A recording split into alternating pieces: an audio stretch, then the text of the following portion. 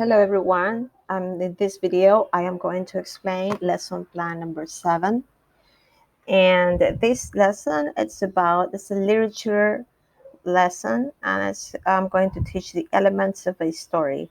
It follows from the previous class. Okay, I like to do that. These are my favorite ones.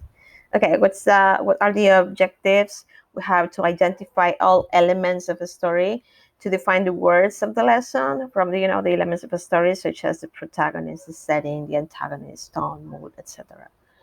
To apply the elements of the story of a story on a given specific story.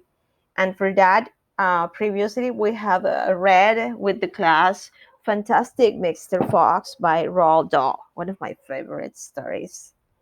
Okay, so what will happen is that since we have been reading Fantastic Mr. Fox, today we will prepare like a chart, a concept map of the elements of the story in Fantastic Mr. Fox. Okay, so I explained this to kids, to students, and we go back into remembering the facts of the events of the story, the previous reading. Okay, then I will present a video from YouTube where they explain the elements of a story. And after, when the video ends, I will make questions to students to see, to get if they comprehend that information.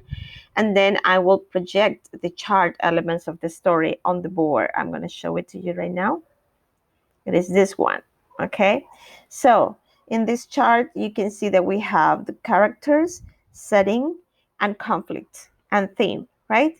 So what we will do is that we will start talking about Fantastic Mr. Fox in order to identify the setting, the characters, and the conflict.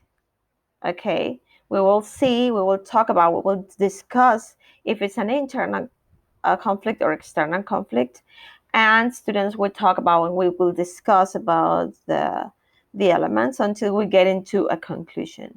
Okay, after that, I will ask students to come and write on the board the next to it. What is the setting that they explain it? They write it on the board. What's the setting? What is the time that this happens? Who is the protagonist? Who are the antagonists? And what is the conflict, if it's internal or external, and which type of internal or external conflict. And I will not do anything in group about theme, because that's the individual task. Okay, after we finish doing this together as a class, we will go into the pair work. It's not individual, it's pair work. And students will sit together and they will discuss what is the central idea of the story and what is the lesson or the moral that they find in this story. Okay, and then, yes, this is it. I just said it. Okay, so after that, we will share, groups or pairs will share what they found, and we will see that it matches what, by discussion, we will match what is the specific theme of Fantastic Mr. Fox. And then we will complete that map that we were preparing. After that, students will copy the complete elements of a story map with Fantastic Mr. Fox elements.